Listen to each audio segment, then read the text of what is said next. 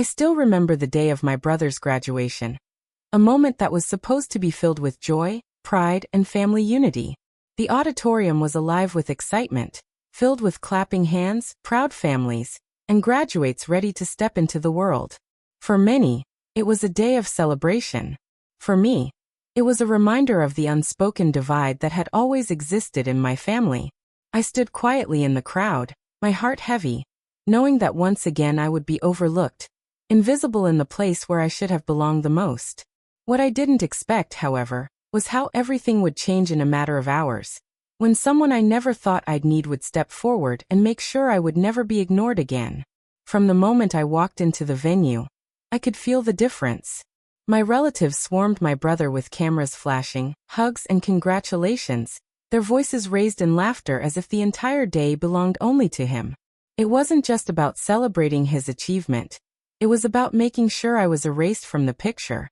They didn't even glance in my direction, as though I was nothing more than a shadow. For years, I had felt the sting of being treated like an outsider in my own family. My presence acknowledged only when convenient, my accomplishments dismissed as insignificant. Standing there that day, I realized they had perfected the art of making me feel unwanted. Every smile that excluded me, every cold shoulder, and every whispered word reminded me that to them, I was less. My skin, my background, my very existence had always been something they tried to cover with silence. As the ceremony went on, the weight of their rejection grew heavier. When the graduates were called one by one, cheers erupted from my family when my brother's name echoed through the hall. They stood, clapped, and waved, their faces glowing with pride. I wanted to be proud too, and part of me truly was, but another part of me couldn't ignore the familiar ache. Not a single glance was shared with me. When my brother looked out into the crowd, he looked past me, as if I didn't exist.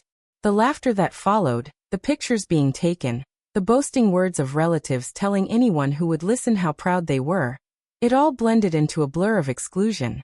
It was the same old wound, torn open yet again. Still, I stayed quiet, my hands clasped in my lap, my head held high. I refused to give them the satisfaction of seeing me break. But deep inside, I wondered how many more times I could endure this erasure before something inside me gave way. The hours passed, and the celebration moved outside. Families clustered together, taking photos, sharing food, and laughing under the open sky. My brother stood surrounded by relatives, the center of their universe, while I lingered at the edges. It was a familiar position, standing at the margins of their world, forced to swallow my feelings while pretending not to care. They had invited me because they had to, not because they wanted me there. Some even whispered, questioning why I bothered to show up at all. The sting of their words cut deeper than I wanted to admit, and yet I stayed, rooted in place, determined to witness this moment even if I was unwelcome. But in their eagerness to push me aside, they didn't realize that I was no longer the quiet, defenseless person they had ignored for years. I had found strength in places they couldn't imagine, and that strength had chosen this moment to reveal itself. It happened when they tried to take a family photo. I stood nearby, quietly waiting, when an aunt loudly announced that I should step aside so the real family could be captured together. The words burned into my chest like fire, and I froze, the humiliation heavy in the air.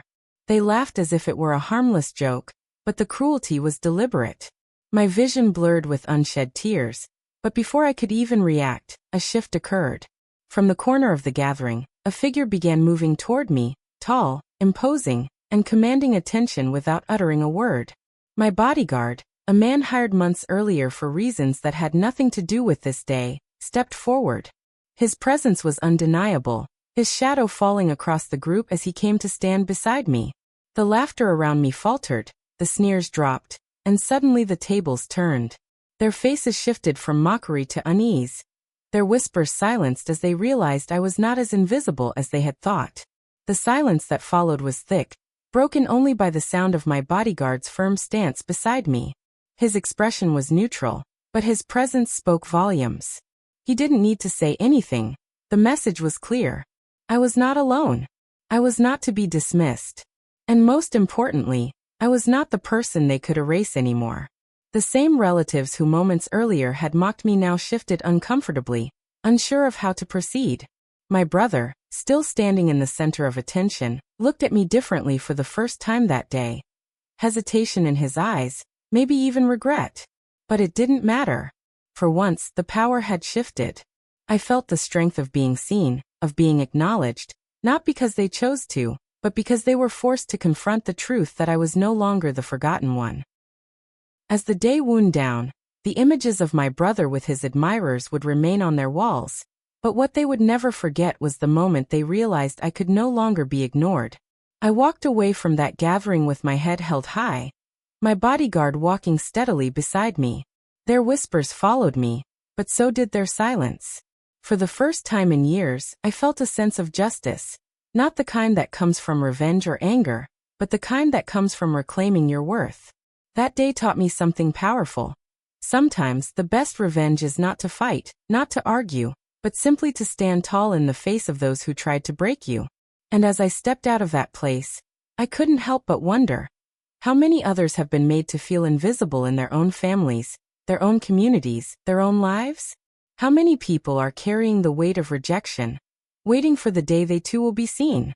My story may have been painful, but it ended with a lesson I hope no one forgets. We are never as invisible as others try to make us. Sometimes all it takes is one moment, one presence, to remind the world that we belong.